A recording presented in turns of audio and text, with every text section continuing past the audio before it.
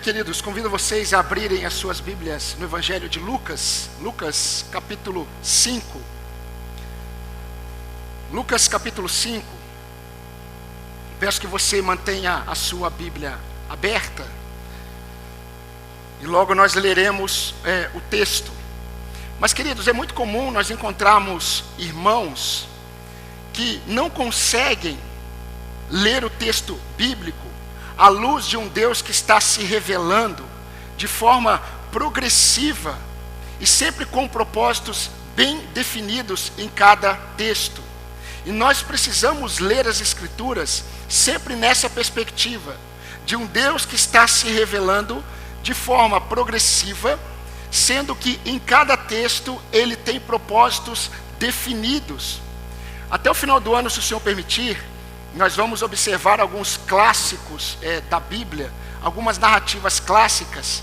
E se o Senhor permitir, nós vamos conseguir fazer isso, observarmos pelo menos 3 narrativas. Nós já observamos uma narrativa no Antigo Testamento, olhando para a história de José, que na verdade nós vimos que era a história do patriarca Jacó, e que na verdade era a história de Deus com o seu povo. Hoje nós vamos observar essa narrativa, uma narrativa muito conhecida no Novo Testamento, que é chamada de a pesca maravilhosa. Porém, o nosso objetivo é olharmos para o texto, olharmos para essas narrativas, exatamente, queridos, nessa perspectiva de um Deus que está se revelando ao seu povo, e Ele está concretizando o seu plano eterno. E nós temos que olhar o texto dessa forma. Então eu convido você a ler comigo. Eu quero ler dos versículos de 1 a 11 de Lucas capítulo 5.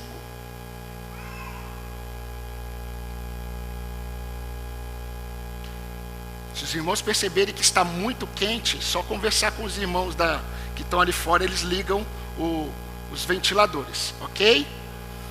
Me acompanhe, por favor, na leitura do texto. Diz assim a palavra de Deus.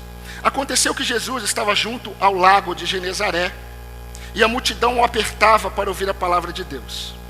Então ele viu 2 barcos junto à praia do lago. Os pescadores tinham desembarcado e estavam lavando as redes. Entrando num dos barcos, que era o de Simão, Jesus pediu-lhe que o afastasse um pouco da praia. E assentando-se do barco, ensinava as multidões. Quando acabou de falar, Jesus disse a Simão: leve o barco para o lugar mais fundo do lago, e então lancem as redes de vocês para pescar. Em resposta, Simão disse: mestre, havendo trabalhado toda a noite, nada apanhamos, mas sob esta sua palavra lançarei as redes. Fazendo isso, apanharam grande quantidade de peixes, e as redes deles começaram a se romper. Então fizeram sinais aos companheiros do outro barco, para que fossem ajudá-los. E foram, e encheram ambos os barcos, a ponto de quase afundarem. Vendo isto, Simão Pedro prostrou-se aos pés de Jesus, dizendo: Senhor, afasta-se de mim, porque eu sou pecador. Pois à vista da pesca que fizeram, a admiração se apoderou dele e de todos os seus companheiros, bem como de Tiago e João, filhos de Zebedeu, que eram seus sócios. Então Jesus disse a Simão: não tenha medo. De agora em diante você será pescador de gente ou de homens. E arrastando eles os barcos para a praia, deixando tudo, o seguiram. Meus irmãos, escrevendo para Teófilo, e é o propósito de Lucas, que ele descreve lá no capítulo 1, de 1 a 3, e nós não sabemos se o propósito de Lucas, ao escrever a Teófilo, era fortalecer Teófilo na fé em Jesus Cristo, ou conduzir Teófilo à fé em Jesus Cristo. Porque Lucas vai escrever 2 livros a Teófilo, o Evangelho de Lucas e o livro de Atos. Mas quando nós lemos, nós já vamos percebendo aqui que Lucas no capítulo 4, ele já deixou e mostrou os acontecimentos marcantes no início do ministério de Jesus Cristo.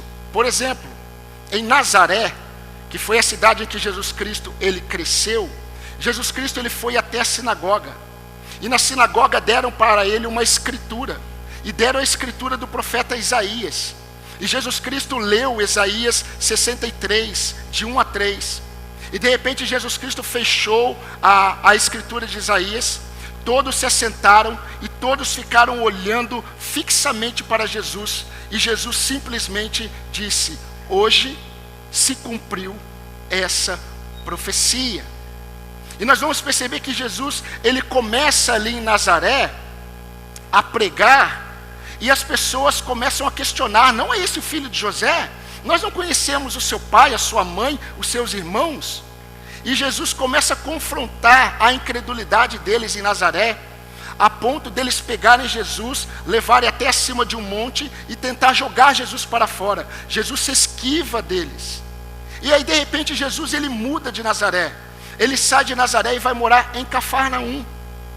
E quando Jesus chega em Cafarnaum para habitar ali naquele lugar, nós percebemos que Cafarnaum é um lugarejo da região da Galileia. Mas para que ninguém pense que essa mudança de Jesus foi por um acaso, Mateus, ele registrou que Jesus Cristo, ele mudou de Nazaré para Cafarnaum para cumprir uma profecia do profeta Isaías.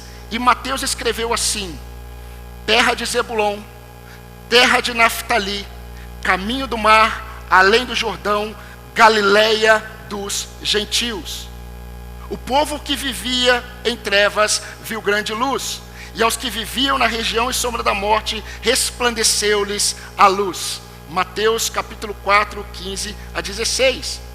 Mas Jesus é novo em Cafarnaum, e a fama de Jesus já correu por toda a região. A multidão seguia Jesus, mas agora nós estamos aqui com uma multidão diferente. Normalmente as multidões, elas seguiam Jesus porque elas estavam interessadas em receber algo de Jesus, porque Jesus fazia muitos sinais.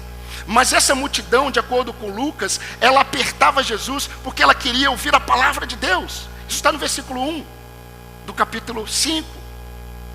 E Jesus, de repente, agora um novo habitante de Cafarnaum, Jesus, ele vai até as margens do Mar da Galileia. O Mar da Galileia também é chamado de Lago de Genezaré, ou Mar de Tiberíades. Não é um mar, porque não é de água salgada, muito menos um oceano, porque nem todo oceano é mar e nem todo mar é oceano, mas é um grande lago de água doce. E devido à sua extensão, ele era chamado de mar. E Jesus, ele vai até as margens deste grande lago, e Jesus se depara com dois barcos. Os homens estão lavando as redes, e Jesus Cristo de repente sobe em um desses barcos, e ele pede para que o dono do barco empurre o barco um pouco mais para a parte um pouco mais funda, saia da margem. Ele se assenta e começa a ensinar aquela multidão. Mas queridos, nesse cenário, na Galileia dos gentios, o povo que andava em trevas viu a luz profetizada por Isaías manifestando o seu poder, só que chamando os seus primeiros discípulos.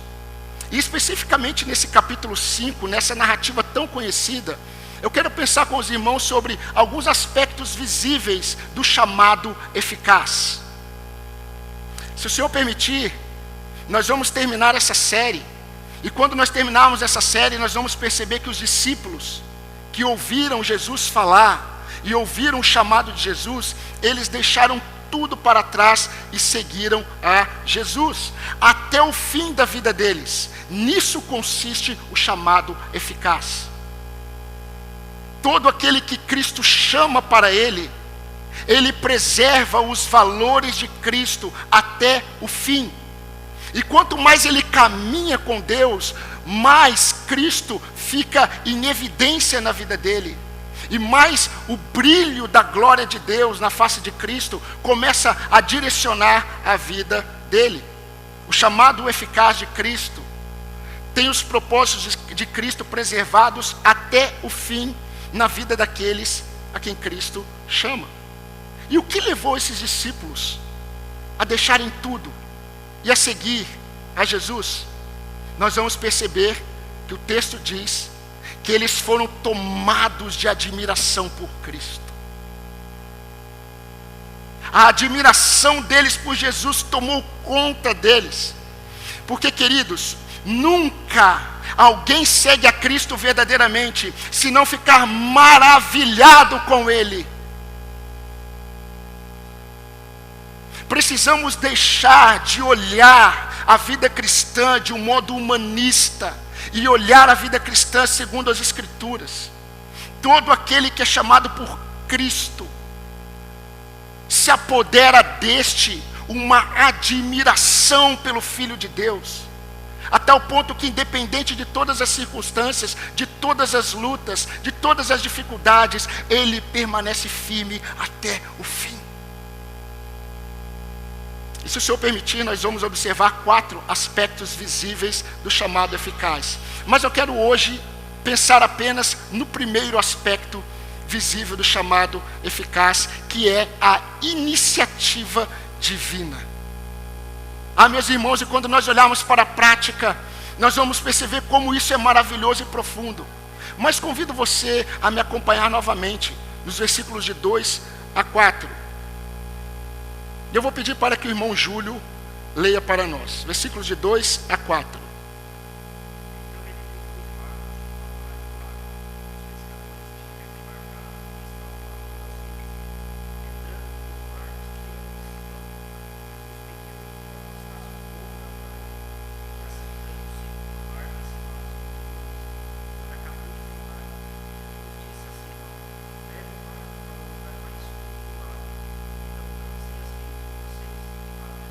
Obrigado, Júlio. Meus queridos, aquilo que os apóstolos, eles deixaram como doutrina visível, nós conseguimos perceber de forma visível no ministério de Cristo.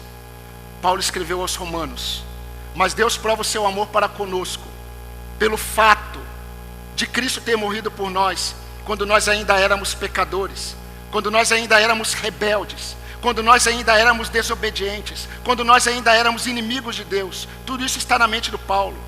Quando Paulo diz isso, Paulo está dizendo: Ele nos amou quando nunca houve em nós um desejo de amá-lo.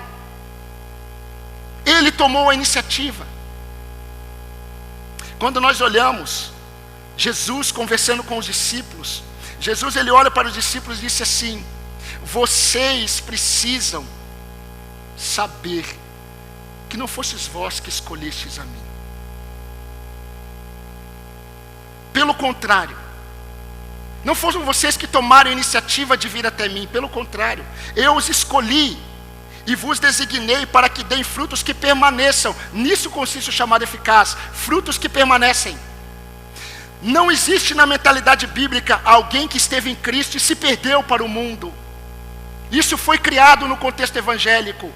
Não existe um crente que se afasta e volta. Se ele volta é que ele nunca esteve, então não houve volta, porque só volta quem um dia esteve. Não existe na mente de Cristo essas perspectivas, porque todo aquele que Cristo chama tem a ver com uma iniciativa dele, e quando Deus chama alguém para si, ele preserva este até o fim. Está lá em João 15:16, essa fala de Jesus. Mas, queridos, como nós dissemos no início, tudo que Deus faz tem propósitos bem definidos, e visa sempre o cumprimento dos seus planos eternos. Eu acho muito interessante porque Jesus é novo em Cafarnaum e a multidão apertava, como eu disse a vocês. Está no versículo 1. A multidão apertava para ouvir a palavra de Deus. Raramente você vai encontrar esse povo. E eu acho interessante porque versículo 3 diz que Jesus ensinava as multidões. Meus irmãos, mas quando nós abrimos o leque, nós vamos ouvir Jesus dizendo assim, e João registra, em João 6:45.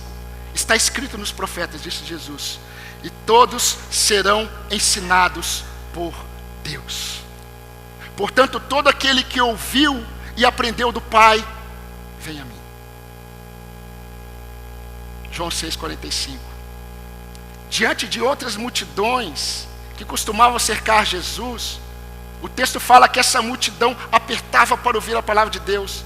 E assim como Paulo escreveu aos Romanos, a fé vem pelo ouvir, e ouvir a palavra de Cristo.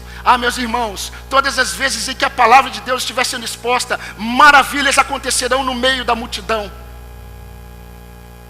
Sempre. Mas quando eu olho para esse texto, agora tudo começa a fazer sentido. Jesus, de ensinar a multidão, ele se dirige a um homem e ele entra em seu barco.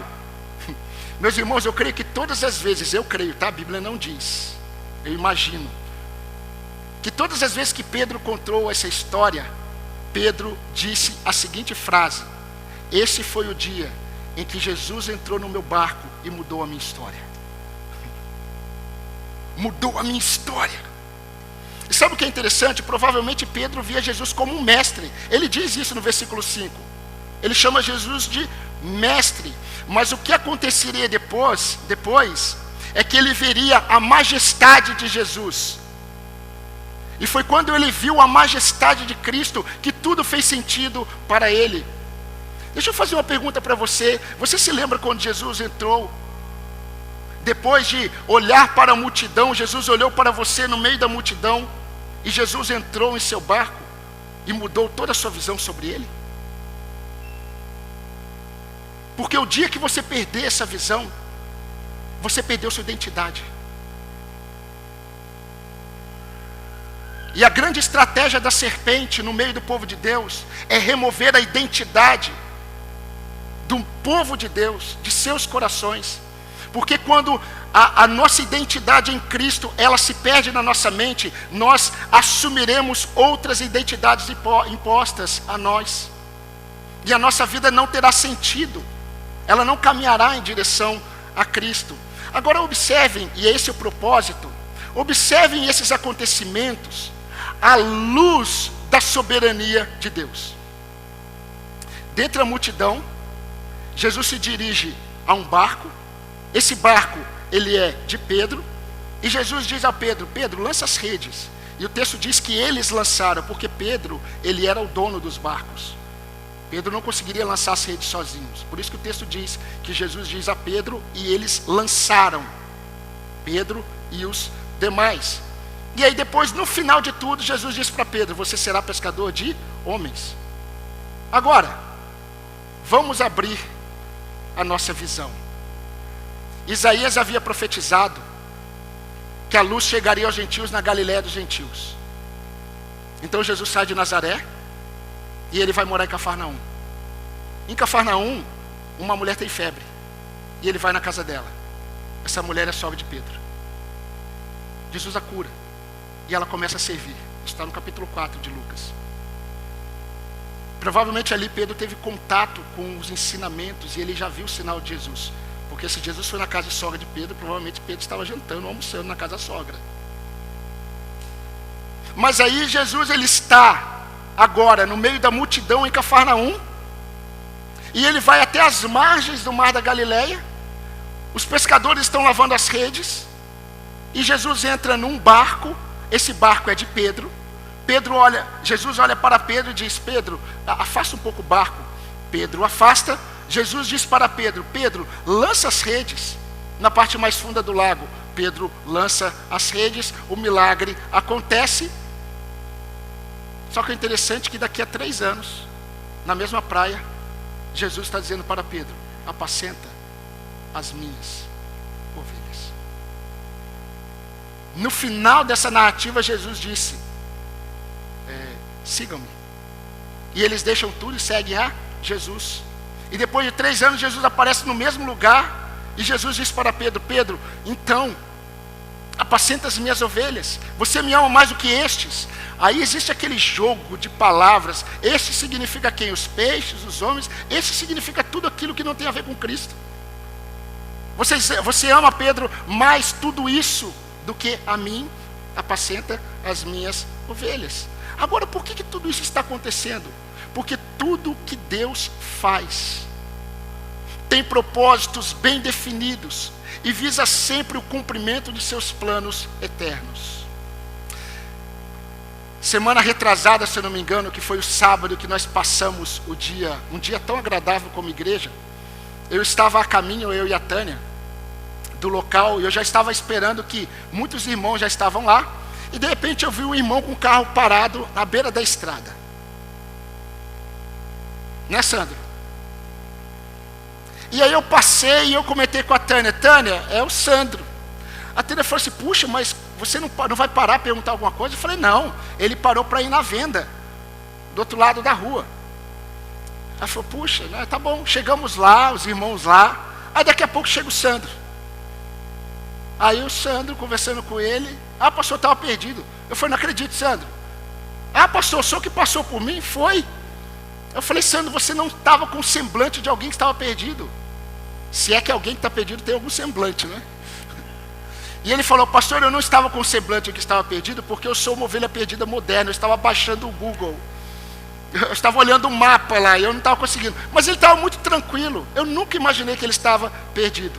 Mas olha, irmãos, da próxima vez, mesmo que eu souber que você está comprando alguma coisa do outro lado, eu vou parar e vou perguntar. Mas quando Jesus Cristo, ele vem ao encontro, e é muito interessante, porque depois fizeram uma brincadeira muito inteligente comigo. O Sandro chegou para mim e falou assim, pastor, o nosso pastor é aquele que ele não vai buscar a ovelha perdida, porque ele quer ficar com as 99. Mas sempre que Jesus vem ao encontro da ovelha perdida, ele mesmo a salvará.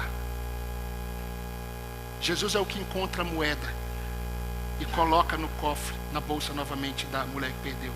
Jesus é aquele que encontra o filho que se perdeu. Jesus Cristo, ele vem ao encontro. A iniciativa sempre é dele. Quando Deus chama alguém para si, ele vem ao encontro dessa pessoa. Ele revela a sua majestade e poder. Ele produz admiração por ele e por aquilo que ele faz. É impossível, isso que nós temos falado. Não, ele se converteu a Jesus Cristo, mas não há brilho nele por Cristo. Não há amor por Jesus. Não há desejo de conhecer a Cristo. Mas ele se converteu, porque ele tomou uma decisão, ele foi à frente, oraram com ele, fizeram um monte de coisa. Ele está frequentando todos os cultos, ele frequentou todas as salas, ele se batizou, fez tudo isso, mas a chama da admiração por Cristo não está nele. Meus irmãos, o resultado do chamado eficaz de Cristo, sabe qual é? Deixe tudo e venha após. Deixe tudo e venha após mim. E eu quero investir esse tempo que me resta, trazendo algumas aplicações práticas aos irmãos.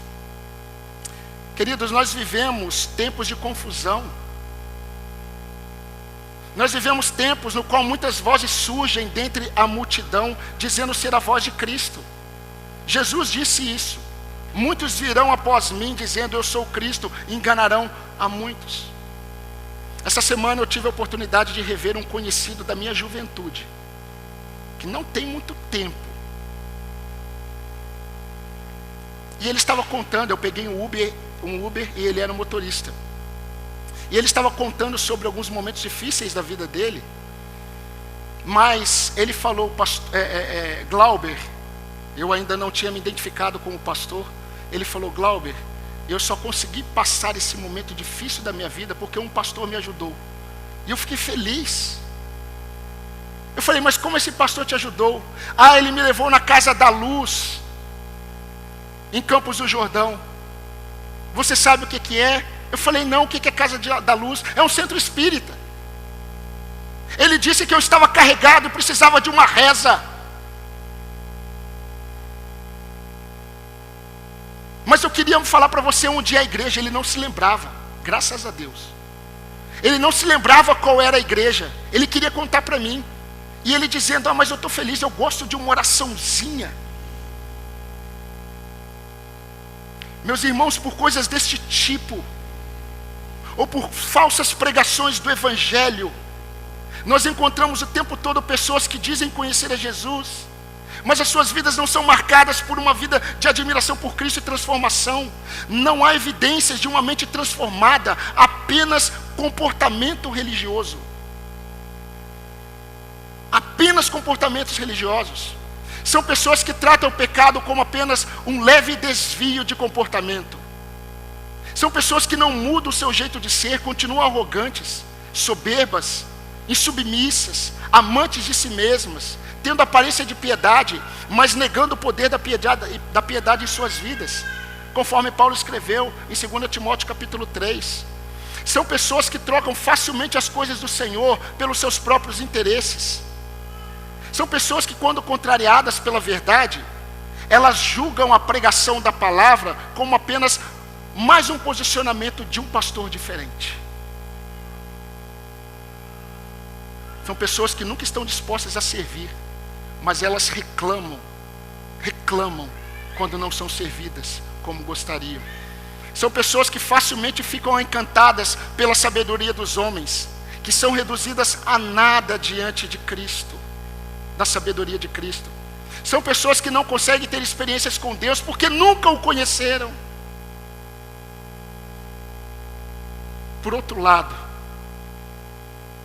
nós temos aqueles que, apesar de não se sentirem diferentes da multidão, porque são pecadores, eles se deparam com Cristo chamando-os para o seguir. E eles não conseguem ver outra possibilidade senão seguir a Cristo. São pessoas que são encontradas por Cristo de um modo pessoal, mas de um modo transformador. Queridos, eu acho interessante, além de tudo que eu acho interessante nas Escrituras, é muito interessante porque quando Jesus veio ao encontro de Pedro, Jesus encontrou esse homem cheio de frustração. Meus irmãos, Pedro não pescava por hobby. Pedro não tinha uma coleção de anzóis, de todas as marcas. Ele não tinha várias varas de todas as marcas. Ele não fazia parte do programa de pesca e companhia e outras coisas mais. Pedro pescava porque ele precisava, era o trabalho dele. Agora você pode imaginar como esse homem está lavando as redes. A noite inteira pescou e não pegou nada. Quando Jesus chega, esse homem, ele tem expectativas frustradas. Esse homem tem tensões em seus corações, em seu coração, juntamente com os outros. Ele possui anseios. Mas quando Jesus vem de encontro a alguém, ele encontra essa pessoa cheia de temores, sim. Ele encontra essa pessoa cheia de anseios, sim. Ele encontra essa pessoa com as redes vazias, melhor, com a alma vazia. Mas o Senhor costuma manifestar o seu poder. E quando o Senhor manifesta o seu poder diante de nós, Ele manifesta o seu poder para que confiemos no chamado dEle.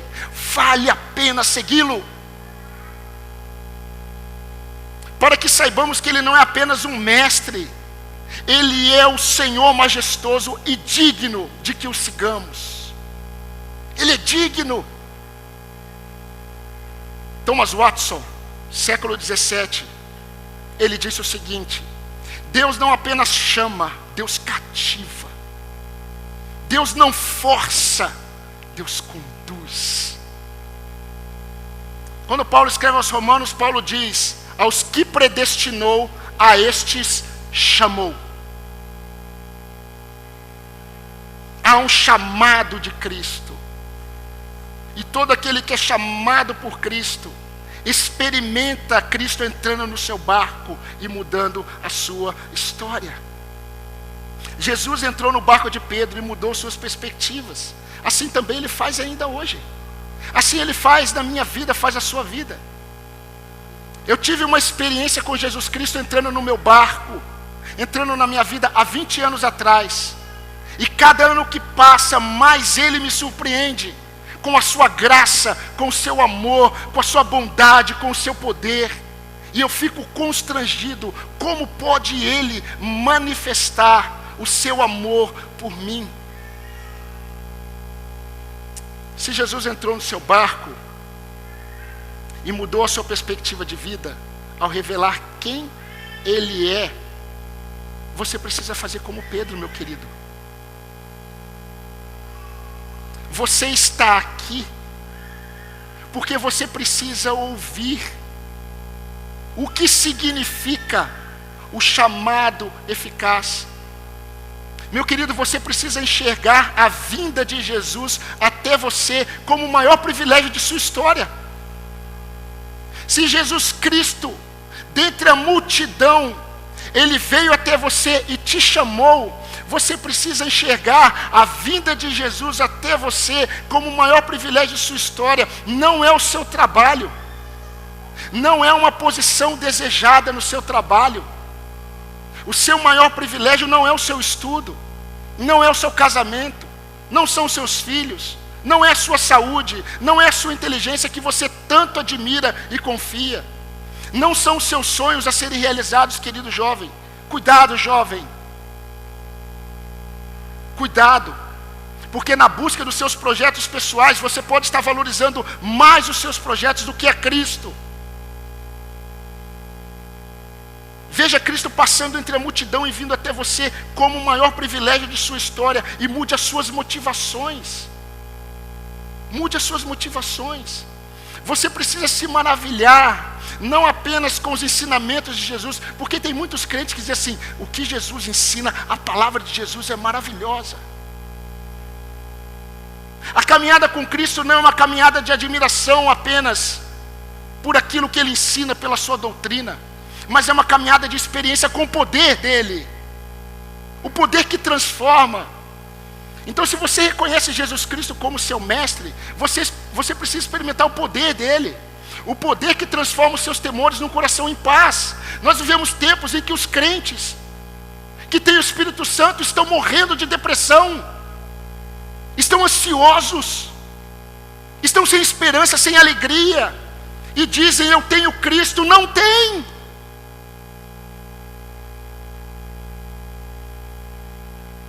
Ele é a nossa paz. Não vos deixo a paz que o mundo dá. A paz que eu dou a vocês, não a dou como o mundo a dá. Quando eu me deparo com crentes dessa forma, ou não entenderam quem é Cristo e quem Ele é, ou nunca foi chamado. Porque, queridos, nós estamos vivendo numa era em que é comum dizer na igreja: nós estamos no tempo em que a maior doença do século já não é mais, é a depressão, é a síndrome do pânico. E nós encontramos crentes presos a drogas, porque não conseguem dormir, depende de ansiolíticos, porque não consegue descansar e ter paz em Cristo. Não consegue dizer como Davi: em paz me deito e logo pego no sono, porque o Senhor me faz repousar em segurança. Estando o Senhor ao meu lado, à minha direita, jamais serei abalado. O poder de Cristo transforma os seus anseios em descanso nele, transforma as suas frustrações em satisfação nele, transforma os seus projetos humanos em coisas secundárias. Ele não apenas é um mestre, mas Ele é o seu Deus. Ele é o Deus da sua vida. Ele é o Deus da nossa vida. E eu acho interessante, preste atenção. Os pescadores, eles tinham anseios. Quais eram os anseios deles? Se você perguntasse para Pedro, Tiago e João: o que vocês gostariam? Poxa, eu gostaria de ter pescado à noite e ter pego o peixe. Jesus aparece e encontra eles cheio de anseios, frustrações. Aí Jesus disse assim: Pedro já está no barco com Jesus, porque ele entrou no barco e afastou o barco. Jesus está sentado ensinando. Depois de ensinar, ele olha para Pedro. Olha só como as coisas são. Jesus está sentado no barco de Pedro. Pedro provavelmente está sentado ou em pé no barco. A multidão está lá. Jesus para de ensinar a multidão, vira para Pedro e diz assim: Pedro, vai na parte mais funda e lança as redes na parte mais funda. Eu acho muito interessante, porque quando eu olho isso, eu falo: puxa, Pedro era pescador. Quando eu vou, por exemplo, para a praia, eu gosto de, ainda mais quando está quente durante o dia, dependendo do mar que você está, da praia, seja de água salgada ou um grande lago, você percebe que durante o dia os cardumes de peixes, eles não ficam na profundidade. Eles ficam na superfície. Por isso que você vê às vezes uns peixes pulando. Porque os cardumes durante o dia, eles gostam de ficar mais próximo à luz solar. Não fica na profundidade. Durante o dia não. Aí Jesus diz: Pedro, vá para a parte mais funda e lança as redes. Quando Pedro lança as redes e puxa as redes, e precisa ver outro barco para ajudar, eles ficam surpresos, admirados. Nós vamos continuar falando semana que vem o que aconteceu. Mas sabe o que eu acho interessante? Jesus, ele vem, ele resolve os anseios de Pedro, ele resolve as frustrações de Pedro, e depois diz: deixa tudo e me siga. Eles deixam os peixes.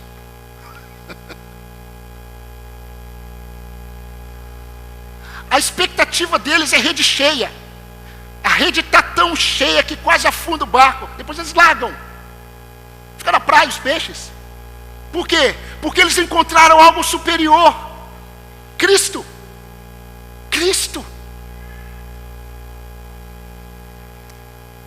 Você precisa enxergar os feitos de Deus em sua vida. Preste atenção. Como um direcionamento para aquilo que Ele deseja de você. Jesus deseja que você o siga até o fim. Até o fim. O Senhor não tem dado, meu querido, a você uma família abençoada apenas para que você olhe para a sua família e diga assim: que família abençoada, graças a Deus. Ele quer que você o siga como marido. Ele quer que você o siga como esposa. Ele quer que você o siga como pai. Ele quer que você o siga na sua maternidade. Ele quer que você o siga como filho. Siga a Cristo. Siga-me quando o seu cônjuge te irrita. Siga-me quando a paciência for embora. Siga-me quando você estiver vivenciando tudo aquilo que você vivencia no seu dia. Porque, meus queridos, Jesus, ele é especialista em suprir os nossos anseios e as nossas necessidades. Eu estou caminhando já para o fim. O Senhor não tem dado a você o sustento e te abençoado apenas para que você desfrute das bênçãos. Você é chamado a seguir a Cristo no seu trabalho. Siga Cristo, meu querido irmão, quando você precisar se posicionar diante de determinada situação no trabalho. Siga Cristo diante daquelas negociações que surgem para você. Siga Cristo na forma como você enxerga as pessoas que trabalham com você, na forma que você as trata. O Senhor tem dado a você 6 dias da semana e um dia como sendo dele. Mas todo o tempo que você tem, todos os dias, devem ser norteados pela premissa de que você deve segui-lo. Preste atenção. Siga Cristo quando você tiver a oportunidade de mentir. Sabe por quê? Porque toda mentira é engano. E todo engano tem a sua origem na serpente. Você por um acaso ainda é filho da serpente? Por que a mentira não sai dos seus lábios? Siga Cristo quando você fala. Siga Cristo na forma como você trata as pessoas. Siga a Cristo. Siga-me quando os conceitos humanistas são tão aceitos por tantos. Siga-me quando ninguém estiver vendo o que você está pensando ou fazendo. Siga-me. Siga-me. Siga-me. O Senhor tem dado a você uma igreja abençoada, não é mesmo? Eu tenho ouvido esse testemunho de muitos irmãos. Mas o Senhor não tem dado a você uma igreja abençoada apenas para você dizer, para você mesmo e para outros: que igreja abençoada que eu tenho, graças a Deus. Você precisa seguir a Cristo, amando a sua igreja, servindo aos seus irmãos. Você precisa desejar estar com os seus irmãos, pois esse é o desejo de Cristo. Em toda ceia nós lembramos o que Jesus disse aos discípulos na ceia: eu anseio por este momento com vocês, mas eu não beberei esse último cálice até a minha vida, quando eu estarei com vocês. Se Jesus deseja estar com os dele, e algum crente diz assim: eu não desejo, você não está seguindo a Jesus.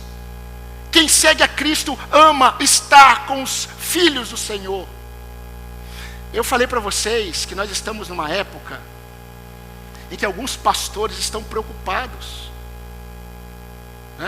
A era da live veio para ficar. A pandemia trouxe as lives, e as lives, elas estão aí. E alguns pastores estão fazendo as lives, aí eu já falei para vocês, para dizer como a igreja é importante. Porque muitos crentes deixaram de congregar. Por que muitos crentes deixam de congregar? É simples. É porque não seguem a Cristo. É simples. Porque Cristo ama a igreja. Cristo ama o seu povo. Por fim, o Senhor tem dado a você o sofrimento para que você não desperdice, para que você siga a Cristo enquanto você estiver nesse seu deserto. Agora, como que um crente pode seguir a Cristo no sofrimento? Como ele, suporte as aflições. Paulo disse isso a Timóteo: Timóteo, suporte as aflições, combata o bom combate. O problema é que muitos crentes têm combatido combates que não é o bom.